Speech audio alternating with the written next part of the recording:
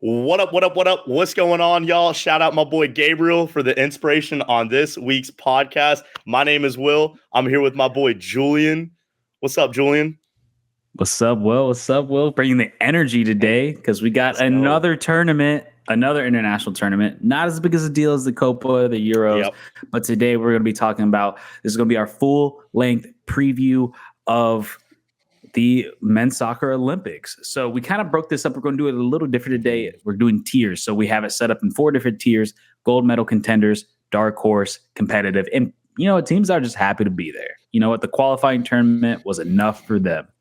So let's get right into it. We're going to start off with Group A, and we're going to start off with the host nation, possibly one of the favorites. Let's start off with France. I almost called you gay. Let's start off with France. Well, what do you think of France? Oh man, do you want to just go through the whole group, Julian, or just team by team when we do it? We'll go team by team because we got to put them in the tiers. Yeah, so France. Yeah. France. I don't know. I think. See, this is a team that even in 2021, they didn't host it. It was back in Tokyo, the previous Olympics. They brought a decent team. Looked well. A lot of their players in their club form. They brought one of their overage players. They brought was Gignac. So this year instead of Gignac, they're bringing Alexander Lacazette, the Olympic Lyon man himself. So it's an interesting mix of guys. I don't know. To be quite honest with you, I really don't know with this team because they can be so hot or cold in these Olympic tournaments. And that's not just for France. That's for a lot of these teams. Realistically, though, if you look on paper, I mean, I want to say Matthias Tell is on here. Michael Elise, the young lad who just got a transfer move to Bayern Munich, So a lot of these guys, like, this is not... Manu Kone, Mateta. Yeah, right. Like, the list goes on. But it's like I said, it's just one of those. Now, they're coming in hot, though. They beat the United States. If I'm not wrong, they got a 4-0 win against... I want to say Paraguay. I'm not too sure, but they look well. They are hosting the tournament. So as host, you are expected to at least bare minimum. And it's France. I would say bare minimum is at least not quarterfinals, semifinals for this team. So realistically, I'm going to have this team as a gold medal contenders. They're expected to get first in their group. I think they got a nice little group as well. So. Yeah, I mean, I completely agree with you. Like I said, the list goes on with the amount of talent that goes onto this team. France right now is just producing the most talent out of any other nation in the world, it seems, at the moment. They are just pumping out players left and right. And I'm with you. I'm going, even though they had a very disappointing UEFA U21 tournament, getting knocked out by Ukraine, which we're going to talk about later, you bringing in Henry. We'll see how he does as a coach. He hasn't been super successful as a coach, but we're talking about a whole completely different tournament with a new set of parameters. So yeah, I'm with you. Let's move France to the gold medal contenders. All right, we got the United States of America, our home country. All right, man. What do you think of US? Oh, I'm not gonna lie, Julie. We might come to a little disagreement on the tier list here. We might have to split the vote, or I don't know, split the country or something. But I don't know. The U.S. for me is just a team. They have not been to the men's Olympics since 2008, and that was back in Beijing, China. This team qualified as well with the under 20, which I thought was quite interesting. A lot of teams, the format for qualification, very, very, I don't know, unique. It was different, which I don't almost want to say CONCACAF said, hey, USA, we are giving you guys everything. We're giving you every single shot, because in the past previous Olympic qualifying tournaments, the USA just could not make it. They just didn't have enough, losing to Honduras, losing to the likes of Mexico, So it's just one of those. It's interesting the way they qualified here. Now, I will say, though, looking at the list of players, the biggest worry for me about this U.S. team is where are these goals going to come from?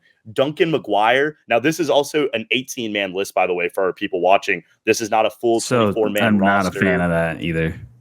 Yeah, which the 18-man roster, like we said, it's the Olympic tournament. They have their ways, they have their rules. I personally, I'll say it from the gun, I think this team is a dark horse. I think before the tournament, after the tournament, they're still a dark horse contender. Like I said, Duncan McGuire being the only center 9 real striker that they have. I'm hot on the guy only because, I'm an Orlando City fan, so I got to be with them. But it's just one of those, I I could see problems coming from up front, whether it's him or Paxton Aronson. I like the Kevin Paredes shout. I think he's going to be well. I think defensively, this team is going to be solid. I think they will get out of the group. Like I said, they have a decently easier group. I will say this, though, don't sleep on Guinea. We're going to talk about them next. That's a team that the USA should not take for granted and not just walk in there saying they've already won the game. But realistically, though, I think with the back line of either Schulte or Gaga Slonina, like we said, Miles Robinson, Walker Zimmerman getting called up for the over 23 players, I think this team has what it takes to get out. So for that, I got to put them in the dark horse. Yeah, and I'm going to have to agree with you. I think my only concern with the United States is that striker position. I thought maybe they could have found a way to bring in Ricardo Pepi. I mean, this is a guy who's not playing for PSV at the moment. You'd think that they would let him go, especially having Ernie Stewart at the helm over there. I would have liked to see potentially him, maybe a Balogun. I don't know. Or even like a Jesus Ferreira. Yeah, and I did think that bringing in Jordi Mihailovic was a little bit of a waste. I thought there's a lot of depth in terms of the youth teams in MLS right now that you could have brought in when striker's the real concern. So got my local man, Benja Cremaschi. A lot of people don't know if he necessarily deserved to be there, but nonetheless, I think he's going to be a quality player. And I think the U.S. is going to be pretty solid, but I do think it's going to be a wake-up call for a lot of these players, especially playing against the likes of France, because a lot of these kids have never really played outside of the MLS, and if they have, maybe a couple Liga MX teams here or there. So outside of your three over 23 players. But even then, a lot of those guys haven't really played internationally outside of, I think, the World Cup. So, and Jordi Mihailovic, not at all. So, yeah, I'm with you. I'm going dark horse. All right. Yeah. Let's talk Guinea, man. I think we might disagree a little bit on this one. So we'll try to see if we can come to a happy median. Okay. Looking at the roster, and I'll be honest with our viewers, I'm checking it out a little bit right now. And Naby Keita, obviously, that's the biggest name. He's one of the over 23 players. Diawara. Now, I have watched Diawara a little bit. Being an Anderlecht, I wouldn't say fan. I followed Anderlecht about a year and a half ago whenever Michael Murillo, my Panamanian, was there for about, I want to say, 4 to 5 seasons with Anderlecht.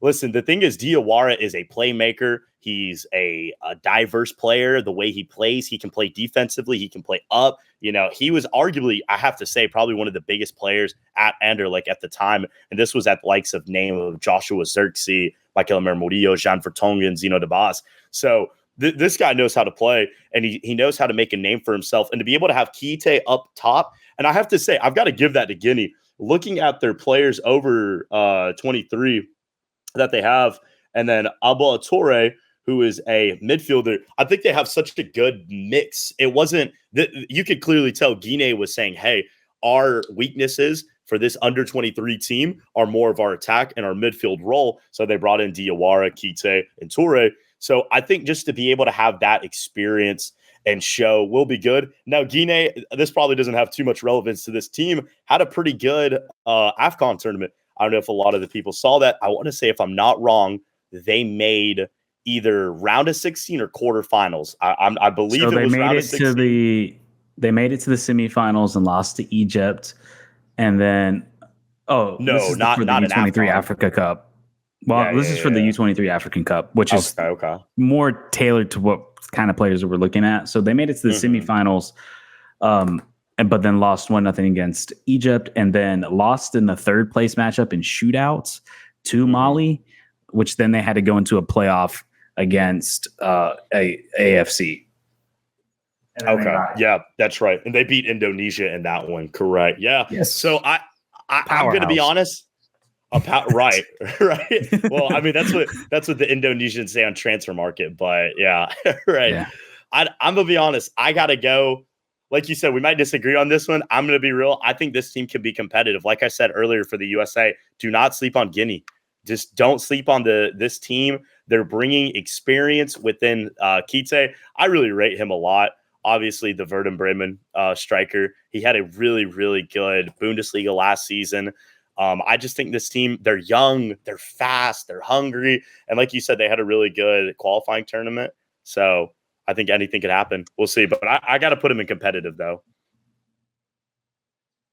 All right. I don't know why my camera keeps on shutting off. All right. I'm going to go with you. I will give you competitive too. I was kind of in between the competitive, just happy to be there because looking at the previous U23 African Cup, they were competitive. They did play pretty well.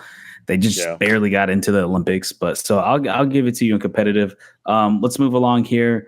I think we have New Zealand. Look, man, New Zealand is kind of suffering the same thing Australia suffered for decades, where their confederation is just way too weak. It's just they're dominating everybody in the region. They're constantly playing every World Cup. It seems like they're playing in a playoff match because no one else really even comes close to them. And I would like to see New Zealand eventually one day play in Asia because it's now that Australia's gone, it makes it super hard for them to get any competitive matches. But because of that, I just don't see them. I'm putting them in just happy to be there.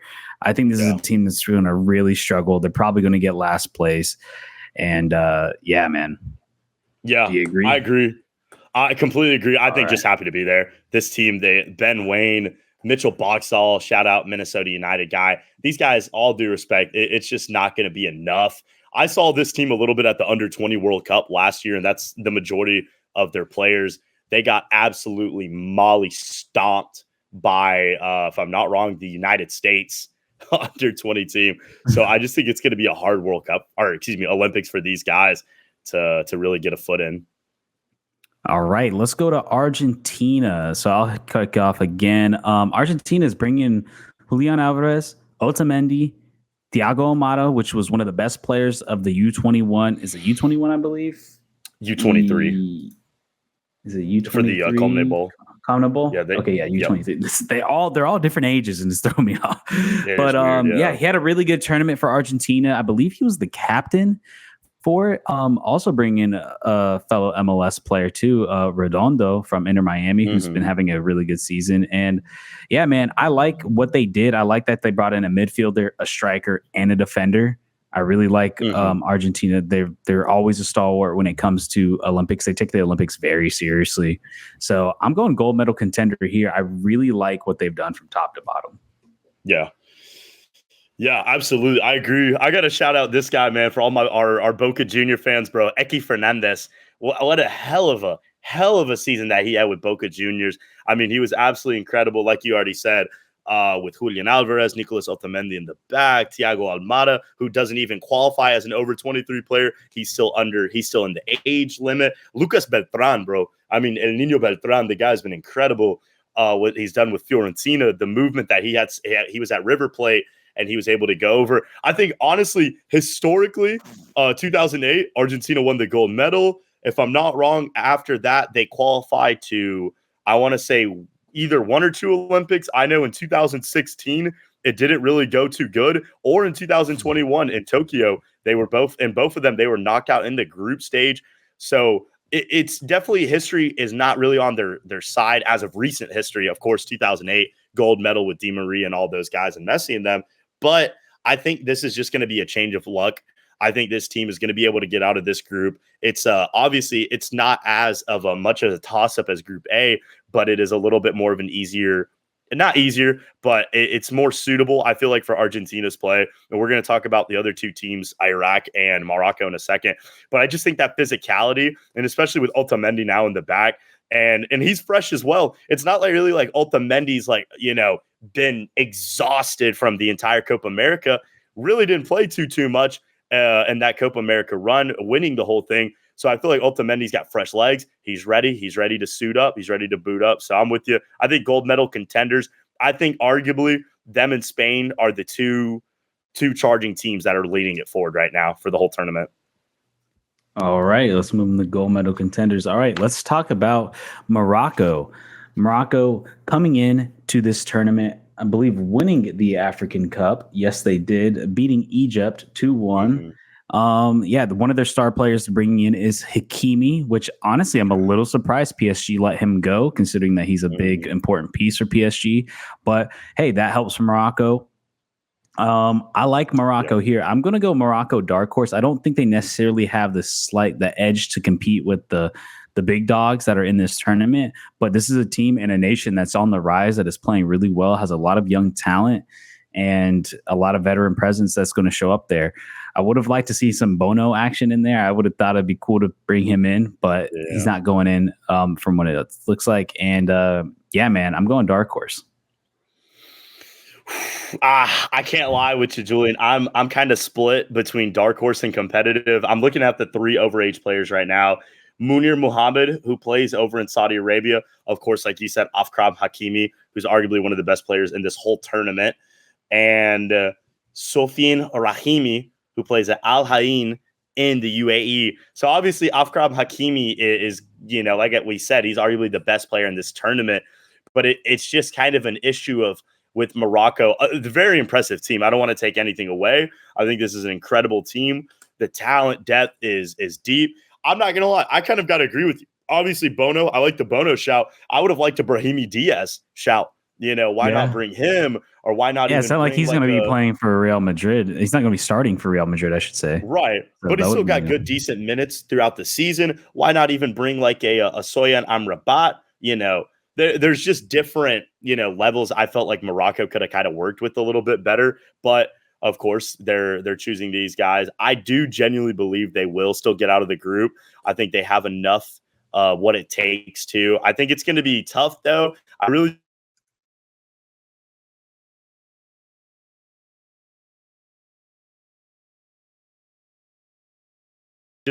wouldn't be shocked if they do. All right. So you kind of cut out there for a second. So what do you have? Dark horse or competitive? Final answer. I got dark horse. Dark horse. I'm gonna go dark horse, but I would not be surprised or shocked if they get bounced in the group. All right, let's go to Iraq. So I'm not gonna lie, I don't know a ton about this team, but looking at their previous games, they did beat Vietnam 1-0, but then they lost 2-0 to Japan. But I'm hearing some good things about this Iraqi team. I've heard that there's a lot of young talent that's playing really well. And even in the U20 Asian Cup, like even though their performances against Japan ended up resulting in the loss, that they looked good alongside the way. So I don't know how much you know about this team, but going based off the stuff that I've heard and what I'm hearing, I'm going to go with the competitive slot. But if you have a little bit more in depth, feel free. Oof. This is a team. And this might be disrespecting other teams and their work process and whatnot. I don't know too well, obviously, into the Iraqi league. I can't lie and say that I'm profound on it. But I did watch this team a lot in the Asian Cup this past January and beating Japan in the group stage and that miraculous game. I still think they were so unlucky to lose to Jordan. But I've got a shout out. He was the top goal scorer, by the way, in the Asian Cup. Ayman Husseini. I'm probably butchering his name horribly right now, but Ayman Hussein, he plays in the Iraqi First Division in Al-Kuwal Al-Jai. Great. This is a center forward that I personally still don't know why he's playing in Iraq. Maybe he's got personal reasons and whatnot and beliefs, but this guy could easily play, in my personal opinion, anywhere in Europe.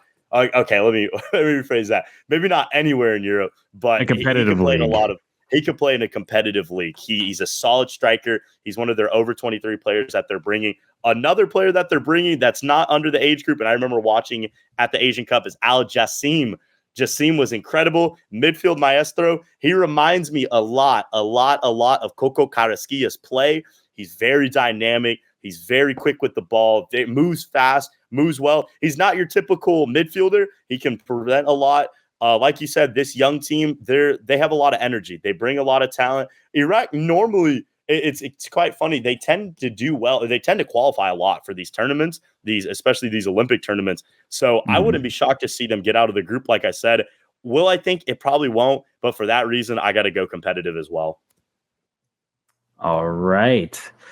Now we got the Ukraine. So Ukraine, I don't know why I said the Ukraine, but we got Ukraine up next. And so in the UEFA Under-21 tournament, Ukraine actually made it to the semifinals, taking out the host nation, France. So obviously this is a different France team coming into this, but this is a Ukraine team that is pretty scrappy. They're winning games. They're playing pretty well. I don't want to go as far as to say that they're a dark horse, but I'm going to go with competitive. I think this group is going to be a really tough group. I like this group B a lot, honestly. I think Argentina is going to be the clear winner, but I think the bottom three are really going to be fighting for that second place spot, and I think it's going to be pretty interesting. So I'm going to go with competitive here. Yeah, completely agree. I think as well. I'm with you. I can't really say that Ukraine is completely a dark horse team. And I'm with you as well. I'm in between that dark horse and competitive realm.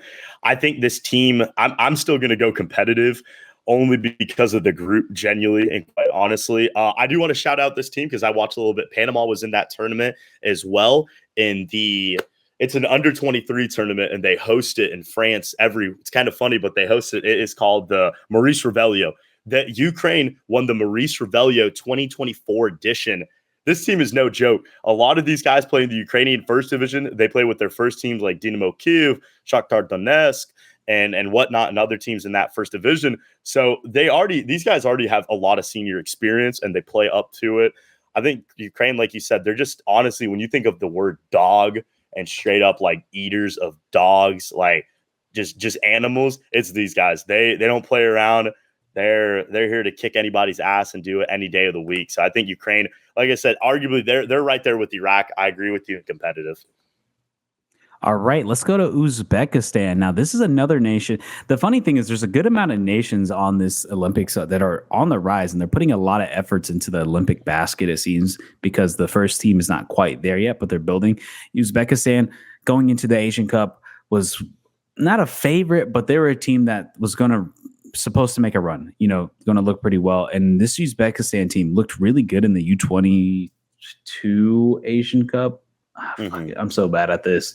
No, you're good. It keeps on changing. Mixing it up. I know, yeah. I know. But the U23 Asian Cup, there we go. Mm-hmm. And I expect them. This is another team. I'm going to go with competitive here. I think they're going to put up a big fight. I think Group B and C are both really strong groups. To be honest with you, I would like, I'm going to say competitive. I don't want to say dark horse. I think they can make it out of the group because I love to see that matchup against Egypt. And we'll talk about Egypt in a second.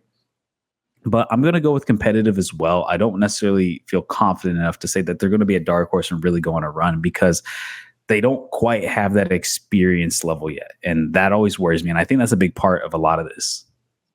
Yeah. Yeah, I agree with you completely. I'm going to go straight off the bat as well. I'm going to go competitive.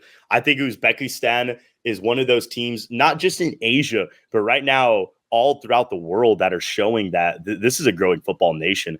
And a lot of these players are starting to get transferred out. They're playing a lot, even though obviously the Russian First Division, the Russian Premier League is not a UEFA in UEFA competitions and whatnot. But a lot of these guys play over in Russia and they're getting senior level minutes over there. A lot of these players, obviously, like I said, play in their Uzbekistan league. And I mean, also, come on, man, we got to shout him out. Ildor Shmurdov, my boy, not Bobby Shmurda, Eldor Shmurdov. This is the guy that I'm talking about. He's the Ihame Hussein of Uzbekistan. Very similar, center 9, can play up top. Unlike Aizman Hussein, who I have a lot of respect and I love to watch play, was incredible for Iraq.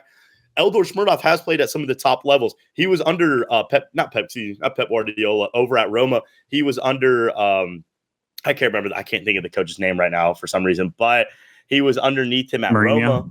Mourinho, thank you. I don't know why. Jose Mourinho. He was under Mourinho. He went transferred out to Calgary, if I'm not wrong. I want to say he's still out there, but he's still playing in Italy. He's in the Serie A. This guy's the real deal, And the fact that Uzbekistan didn't even still made the quarterfinals without him in the Asian Cup, I think really speaks a lot on this Uzbekistan team. They probably would have beat Qatar in the quarters, but with him being there, I think he's a big presence. And I got to say, talking about the groups, I think this is a favorable draw. A Dominican Republic team, which we're going to get in a sec. Obviously, an Egypt team that is difficult, and then a Spain team that's obviously we'll talk about in a minute. But I think Uzbekistan can make some noise. And I wouldn't be shocked as well if they make it out of the group. So I got them in competitive. All right, next team we have Spain, the Euro champions, the champions of Europe. Two noteworthy names I'm going to throw out there. We have Kubarsi from Barcelona as well as Fermin Lopez, also from Barcelona. So this squad is a heavy La Masia Barcelona team. No surprise there. La Masia is one of the best academies in the world, and the amount of talent that we saw. I mean, look at Lamine Yamal coming out. I mean, there's so much talent coming out of there. So, it's going to be a heavy Barcelona side. It's pretty much a U23 Barca side if you want, or Barcelona B type squad. Look, man, I like this. I like this Spain team. I think they're really going to compete. I have them as gold medal contenders. I think they're going to show a lot of technical presence. And look, man, it's hard to go against that academy and what they can produce and the amount of level and reps and the quality that's just being played over there for guys who aren't even getting first team minutes. And then there's some guys who are and they've looked well in first team minutes. Like I've been a huge fan of Cubarsí and Fermin Lopez. I thought Cubarsí looked really good in the Champions League. Fermin Lopez has looked really good in the regular season play. So yeah, I got them as gold medal contenders here. Yeah, I completely agree with you. Off the gun, gold medal contenders. I mean, just this is a list. I'm going to read real quick for our viewers that don't know. Obviously, Julian and I have already looked at this list and whatnot, and just to read off some names. Pau Gubsardi, I'm probably butchering his name. Diego Lopez, Pablo Barrios, Abel Ruiz, Alex Baena, Fermin Lopez, Joan Pacheco, Joan Garcia, Sergio Gomez, who's a good shout. And Gomez, and then Miguel Gutierrez, who played for Girona this past season. Listen, I think I completely agree with you. I think the Spanish, obviously, this is a completely Spanish roster other than, Sergio and one or two other players on the roster. But I think they're really relying on the youth. And we obviously saw that in the Euros competition with Lamine Yamal and Nico Williams. But it's the same thing here in this Olympic roster. If I'm not wrong, Spain got silver medal in the last Olympic, lost to Brazil in the PKs, was unfortunate. But they don't got to worry. Brazil's not here this time. So I think for this Spanish team, it's honestly go out and try to win this Olympic gold medal. I think they absolutely can. I think the creativity in this team is not going to lap. Sergio Gomez is obviously a very, very, very big wing player off the left wing. He'll be playing well in that left back role. But yeah, Spain, they've got a lot to come to this tournament with. So I think gold medal contenders for sure. Yeah, in the UEFA tournament, they beat Switzerland in the quarterfinals 2-1. They beat Ukraine 5-1, dominated. But then they lost to England 1-0. Obviously, England would have qualified, but England doesn't count, is not an eligible country in the Olympics. They go by Great Britain, so therefore they're not actually in this tournament. I would have liked to see them play in this tournament. I thought that would be really interesting. Who knows? Maybe one day they'll figure out a way to get Great Britain as I don't know they have to work with FIFA somehow. I don't know how that works. But I think I was reading a stat that I think Great Britain has only had a soccer team compete in the Olympics twice or once since 1960. 2012 when they hosted in London, and I don't remember which they had. Yeah, they had to. They're hosting. Right. But anyways, let's move on to Egypt. So Egypt, the second place team, lost to Morocco in the finals for the U21 AFCON tournament. Egypt they got a lot of talent on this team. They're playing really well. High-flying football. I like them in this group. I think they're going to be super competitive with Uzbekistan. Just like what I was saying, I think that battle's going to be fighting for who gets out of there. I'm going to probably give the slight edge to Egypt when it comes to that.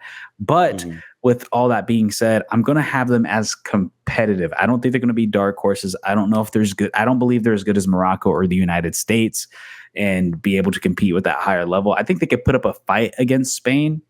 But ultimately, I believe they're going to lose. So I'm going to have them as competitive. Yeah. God. I do. This might upset some viewers. I really rate this Uzbekistan team for what they've done. Not saying I don't rate this Egyptian team. The over 23 callouts, and I'm looking at it. I remember Ahmed Saeed, not a bad one. And then the other one is Mohamed El Neni, which El Neni obviously. Maybe if these Olympics were 4 years ago, I would be like, shit, that's a good shout. That's a good over 23 player to bring from Arsenal.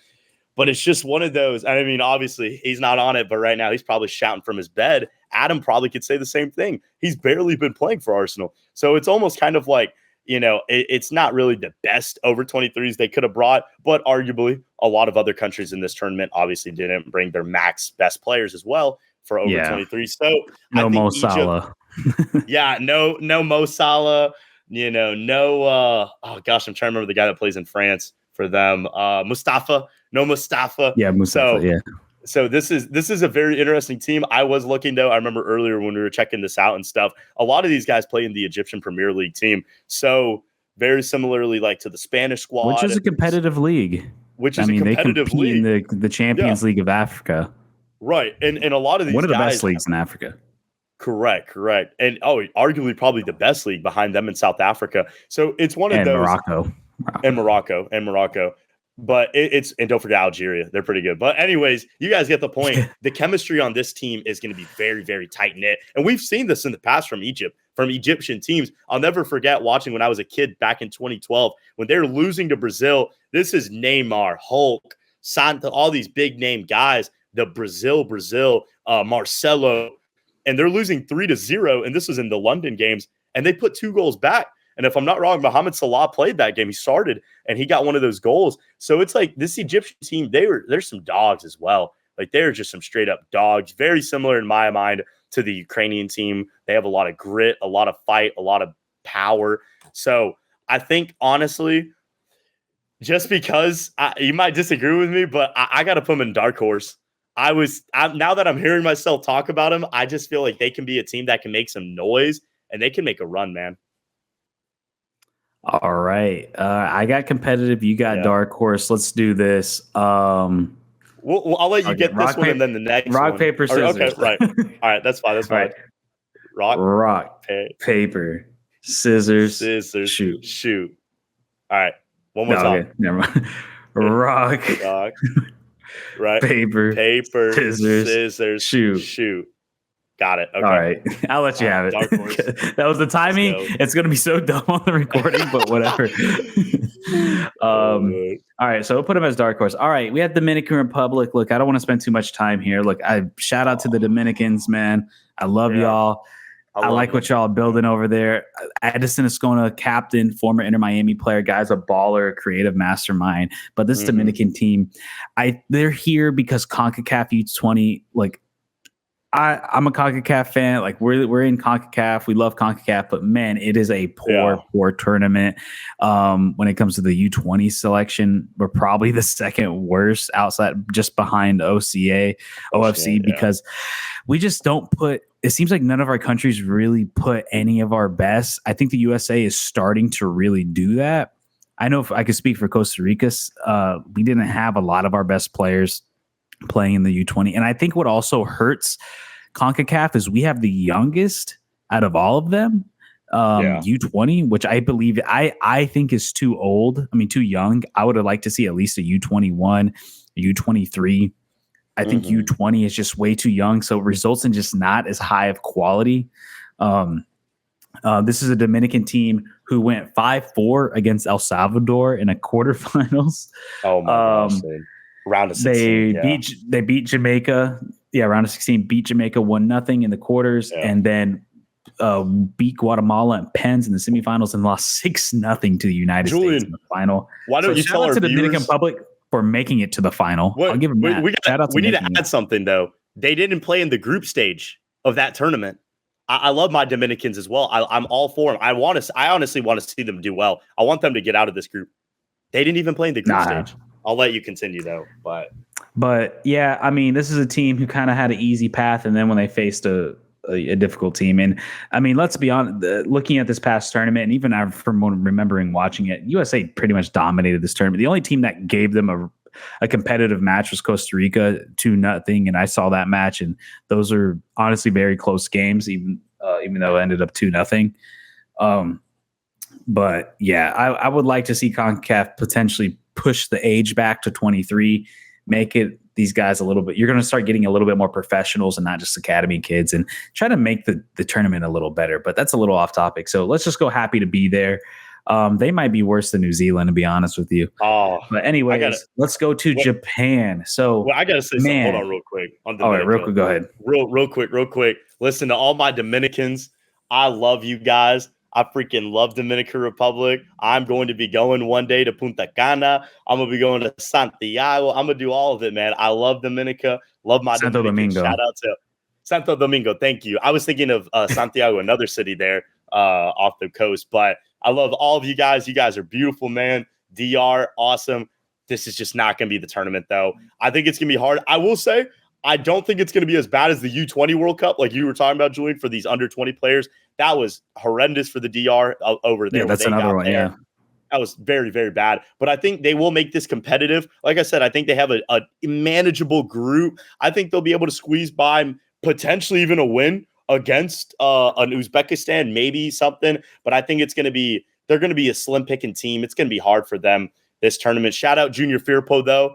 Love to see that. Like you said, Edison Ascona, now with the Las Vegas Lights in the USL. So I think this team, they have a lot of heart. They have a lot of grit. It is just happy to be there. But this is something they can build off of for Dominican Republic. And I do want to see them grow. And I want to see them keep getting better and better. So. All right, let's hit into the final group. Let's try to get through this quickly. This is a really good group. Honestly, might be the group of death.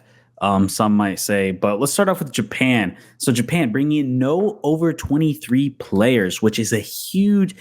Look, I'm gonna be straight up. If Crazy. Japan brought 3 solid U23 players, I would say they're gold medal contenders. Like genuinely, yeah, I would say it. Now without them bringing 3, I'm gonna go dark horse here. I think they're still a competitive team. The Japanese youth system is incredible, dude. Like, have you ever watched high school Japanese soccer? High school, fucking quality. Like, it's like when it comes to youth development and what they're doing, they're lapping the United States. Honestly, I think the United States has a higher quality league as it stands currently. But that Japanese system and what they're doing is nothing to sleep on. This is a team that's always competitive when it comes to Olympic play. I like Japan to be a dark horse here. They got a tough. I'm not going to make group predictions, but to me, it's going to be between them and Paraguay. But I'm going to go Japan as a dark horse. Good shout. We'll make it quick. Like you said, I agree. I got to go dark horse as well. This is a good team. A little bit shocked with no over 23 players as well. But, I feel bad. I know our viewers are probably like, why do we have so many damn dark horses? Listen, this is just I wish they would have brought Kubo. That would have been a good shout, Kubo. Hey, why not Honda, bro? Bring back Honda, man. Like, I know he's 45, but screw it. Listen, I think this is a good team, and they've competed well in the past. This is not a team that sleeps at these Olympics. They always play they always play above their weight. You don't normally expect Japan to be a team battling it out for a bronze or a silver medal, but this is a team that puts themselves in good positions, and they normally make it out of the group. So I wouldn't be honestly expecting too much less from them here. So I'm with you. I got to go dark horse as well. All right, let's go to Paraguay. Paraguay, the champions of the CONMEBOL tournament, bring in notable name Lorenzo Enciso. Is it Lorenzo? Julio Enciso. Julio Enciso. I'm going to mix up. Julio Enciso. Diego Gomez from Inter Miami. Diego Gomez, MVP of the CONMEBOL tournament and tied for Golden Boot. This Paraguay team, man, they have a really good squad, a really solid squad. They topped their group ahead of Argentina. I am excited to see this Paraguay side. This is a team that usually gets beat up on for the most part, but ushering this new generation is really, really good. They have a lot of young talent coming out of Paraguay. I'm going to have them also as, man, I don't know if I'm going to go. I guess I have to put them as a dark horse. I'm going to go as a dark horse. I don't want to put too many dark horses, but honestly, they might be our final one. I don't know if you agree with me, but I got Paraguay as a dark horse. I think they can really compete. What I saw in that CONMEBOL tournament, what they did, beating Brazil, topping Argentina, Venezuela was hot at the moment. It's hard for me to pick against, and all those players are playing really well right now. So it's hard for me to go against Paraguay. So I'm going to go with them as a dark horse here. Yeah, I you know what? I'm going to say it as well. I got to go dark horse. I think Fabian Balbuena, who plays over in the Russian Premier League, is one of their other 23 players. Julio Enciso, if I'm not wrong, he wasn't even considered an over 23. He's still like 21 years old. So Enciso, and they also got a couple of other young guys, like you said, Diego Gomez, the 2 Gonzalez boys. Enzo Gonzalez, who plays over at Wolverhampton Wanderers. And then I want to say Diego Gonzalez, who plays also in, let me look it up. Lazio. He plays over at Lazio in the Serie A. I think these are 2 guys that have a lot of talent. I think this whole team can cause a lot of chaos. Like you said, they did it in CONMEBOL, where the 2 heavy favorites were Brazil and Argentina. But we saw you don't play football on paper. That's why you don't do it. You play football on the pitch. You play it on the grass. and the boys showed up. So I think Diego Gomez, he's probably going to be arguably making that move soon to Brighton. We've been seeing the transfer rumors going around him and that and whatnot. So I think it's just kind of time due for these guys. It is a tough group. Obviously, we're going to talk about the next two teams in a little bit as well. But I think Paraguay, I'm rooting for them. I hope they get out. I want to see them do well. It's not that they had a horrendous Copa America. So hopefully they can change it a little bit right here. We'll see. Hey, but their U23 players are the best players and Ciso was probably the best player on that Copa America squad. So right. Anyways, let's go to Mali. I'm going to say it right here. Mali, I believe they're competitive, man. They did win third place in the AFCON tournament, the U23 AFCON tournament. So I don't think they're going to be as good as Japan or Paraguay. Honestly, I believe they get grouped here. I think Japan and Paraguay they're just really solid teams, but I believe Mali, I believe they're going to beat Israel. So I got them as competitive here. God, this just might be my opinion. I think they're just happy to be here, man. I think Mali's a good team. I think they're a strong team, but just looking at their over 23 players, Diallo, who's a good shout, but Diallo's 23, so that's not too much of a shout. And then also Salam Jidou, I have not seen him play. He plays over in the Algerian First Division, and that's it. Those are the only two guys. They didn't even reserve the third one. Listen, I think Mali is just kind of looking at this tournament in a way. Obviously, they got Cisse, who plays at Schalke over in the German league and the Bundesliga. And, I mean, there's a couple other guys. A lot of these guys play in France and Spain and in Germany and whatnot. But it's just a team. I just feel like, obviously, they're competitive. They're a physical team. And the only reason I have to put them there is also because of the group. If you were to now switch out Mali and let's say switch out Mali with like Egypt or switch out Mali with Uzbekistan, I'm not sure how the pots lined up, but if you were to put them in Group C, yeah, I would put them competitive potentially. Well, now probably not dark horse, but competitive. I just don't think this is a team that's going to make too much noise. I really think the next team that we're going to talk about is going to be able to beat them and handle them pretty well. Wow. So we'll see. Okay. Yeah. Yeah, so I'm kind of opposite. I'm going Israel, just happy to be there because I believe Mali has shown quality in the AFCON. And that's why when I'm saying competitive, I think this is going to be – when I'm thinking of competitive, I'm thinking of teams who are going to get third place. I think when you're just happy to be there, you're probably going to lose all three. I got Israel getting beat down just like, again, just like New Zealand and Dominican Republic. I don't think – they have no real, I mean, you might have a list. I tried to look for some notable players. I couldn't really find anybody that was really worth of note.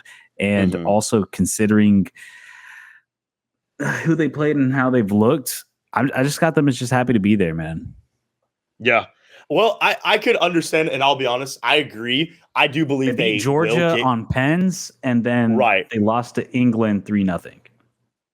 Yeah, I agree. This team will get grouped. Obviously this isn't a prediction video for the guys watching, for people watching. It's obviously not a team that I agree with you. For me, I put them competitive.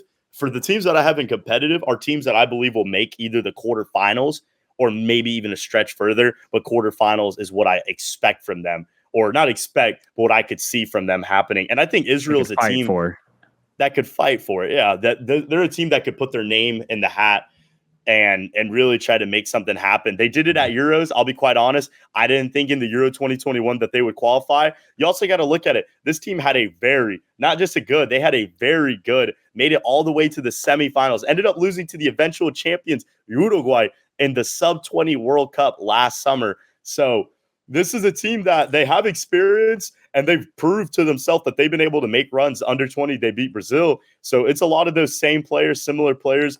Like I said, I agree with you. I don't think Israel's a dark horse by any stretch of the imagination. You know, I wouldn't put them that far. But I will say this is a team that competitively, very similar like to other teams that we've talked about on this tier list, is a team that together collectively play quite well. So, all right. Well, I'll give you Israel's competitive since I got Mali as competitive. So we'll do it. And that's our list. So our gold medal contenders, we have our top three: France, Argentina, Spain, the typical big three that you'll see. The dark horses, we got the United States, Morocco, Egypt, Japan, Paraguay. For the competitive, we have Guinea, Iraq, Ukraine, Uzbekistan, Mali, and Israel, and the guys who are just happy to be there, the two island boys, New Zealand and Dominican Republic. I want to thank all you guys for making it to the end of this video. Let us know if we're stupid. If you like our list, do you think it's perfect? Let us know down in the comments. The Olympics does start tomorrow. The video is going to be up the day of the first day. So we would have liked to gotten this out a little bit earlier, but it is what it is.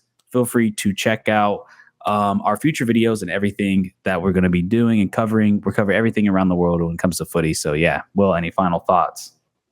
Yeah, like Julian said, I'm excited. Listen, guys, obviously Copa America and Euros was the biggest highlight of the summer for the right reasons, and it was incredible. It was amazing to watch. But guys, we've got a lot of good content coming out. Leagues Cup, obviously with the Olympics, we're getting back into Copa Libertadores, stuff like that.